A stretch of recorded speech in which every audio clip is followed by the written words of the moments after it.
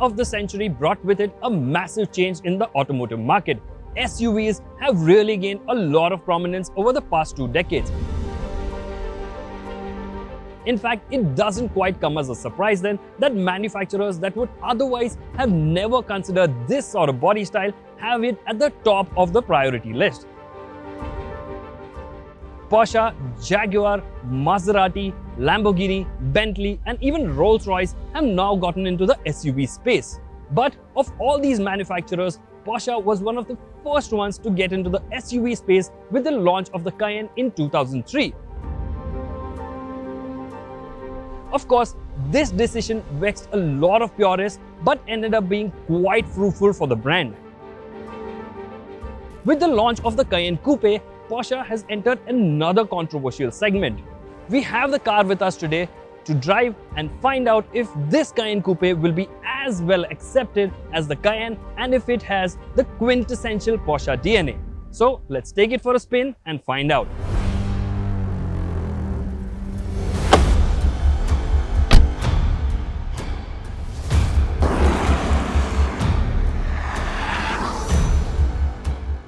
If you look at the Cayenne Coupe from the front, you will barely be able to notice the difference from the standard SUV. The headlights, the bumper, the front air dams all look exactly identical. Look keenly at the front windscreen and the A-pillar and you will notice that it is a little more raked out. But it is only when you move along to the side and notice the roofline that the difference is a lot more apparent. The roofline flows smoothly right from the A-pillar to the C-pillar, giving it a silhouette that is reminiscent of its sports car sibling, the 911. The Cayenne Coupe's roofline has been lowered by 20 mm and it also gets a wider shoulder that gives it an overall hunkered down stance. But the best angle to look at the Cayenne Coupe in my opinion is from the rear three-quarter. The roof-mounted spoiler, the raked out windscreen, the long connected tail lamps as well as the active spoiler all give it an extremely sporty stance. In comparison to some of the other coupe SUVs like the BMW X6 or the Mercedes-Benz GLE, the Cayenne Coupe is a better interpretation of this body style, but I'm still not a huge fan of it. To me, the Cayenne and the Coupe both look an oversized rendition of the 911 and that for me is quite a dampener.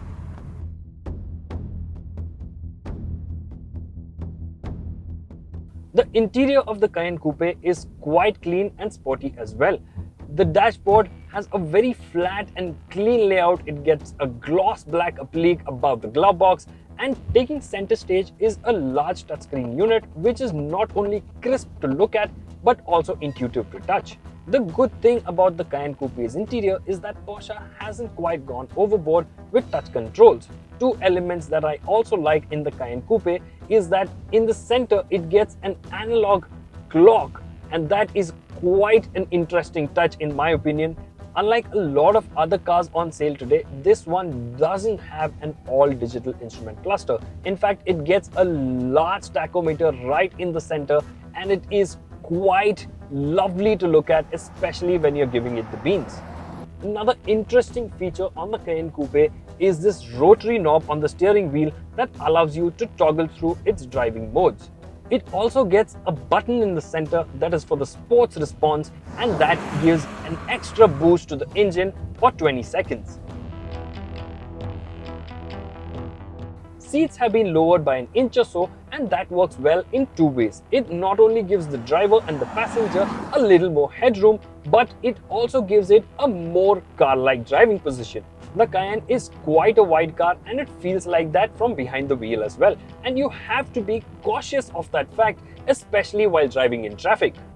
Moving on to the back seat, there's a reasonable amount of space at the back. Leg, knee and foot room is acceptable as well. Under thigh support is good too. And despite its coupe roofline, there's enough headroom for 6-foot tall passengers as well.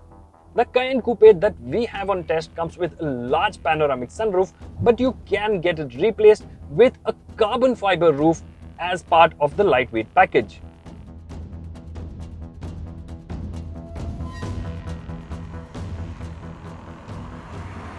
In the international market, Porsche offers a range of engine options, but in India, they've only got in the standard variant and the top of the line Cayenne Turbo Coupe.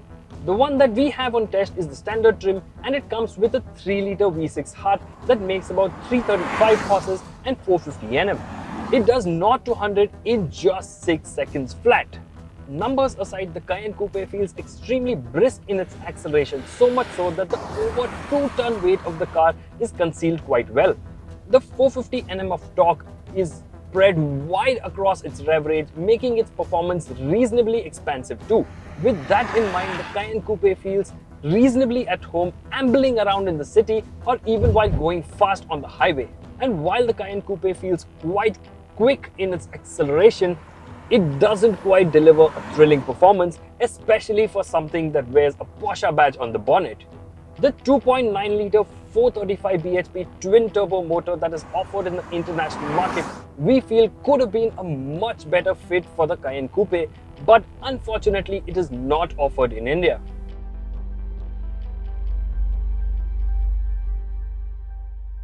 And the way the Cayenne Coupe holds its composure around corners further reiterates my belief.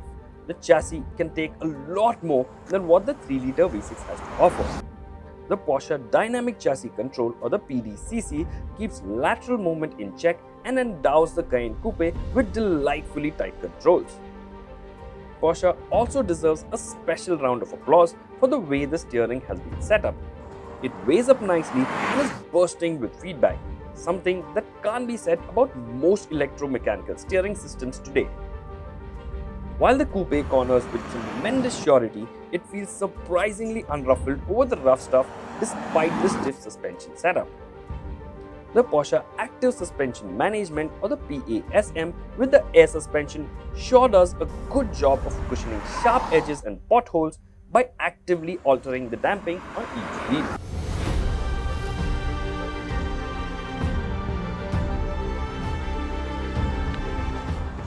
Although coupe SUVs have been on sale for a while now, they still evoke extreme emotions. Love them or hate them, you simply can't ignore them.